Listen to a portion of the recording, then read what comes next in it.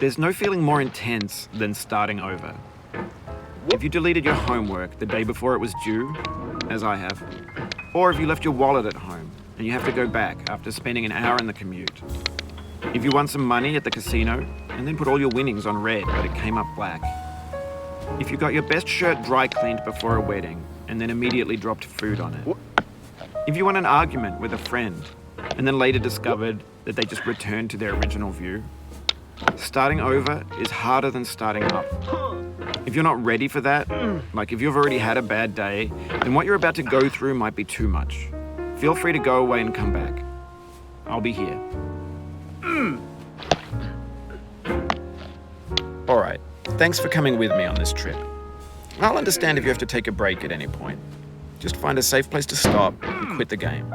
And don't worry, I'll save your progress, always, even your mistakes.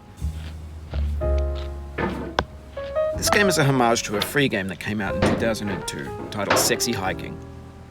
The author of that game was Jazuo, a mysterious Czech designer who was known at the time as the father of B games.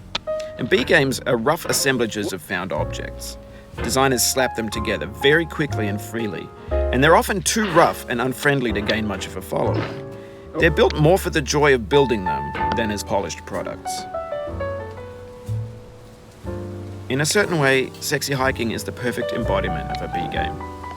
It's built almost entirely out of found and recycled parts, and it's one of the most unusual and unfriendly games of its time.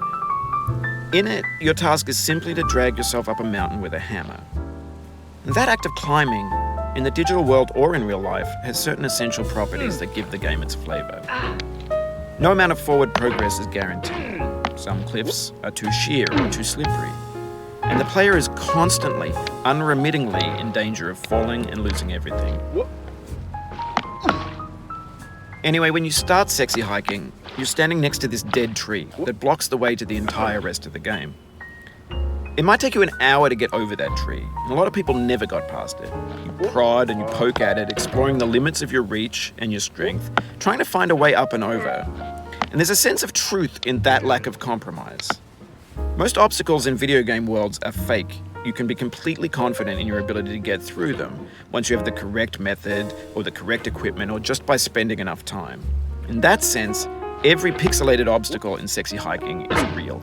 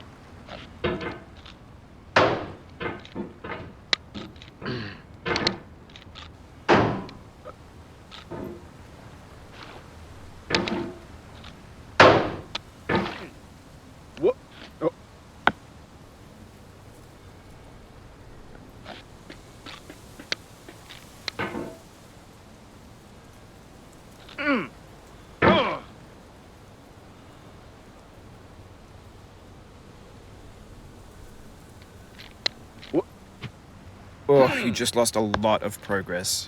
That's a deep frustration, a real punch in the gut.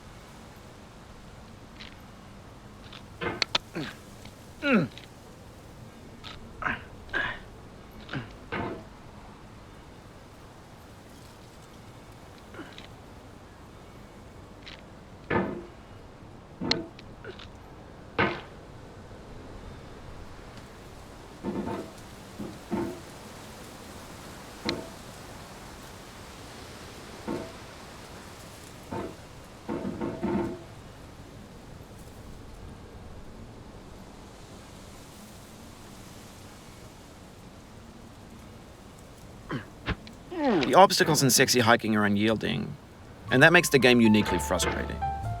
But I'm not sure Jazzuo intended to make a frustrating game. The frustration is just essential to the act of climbing, and it's authentic to the process of building a game about climbing. A funny thing happened to me as I was building this mountain. I'd have an idea for a new obstacle, and I'd build it, test it, and it would usually turn out to be unreasonably hard. But I couldn't bring myself to make it easier. It already felt like my inability to get past the new obstacle was my fault as a player rather than as a builder. Imaginary mountains build themselves from our efforts to climb them, and it's our repeated attempts to reach the summit that turns those mountains into something real.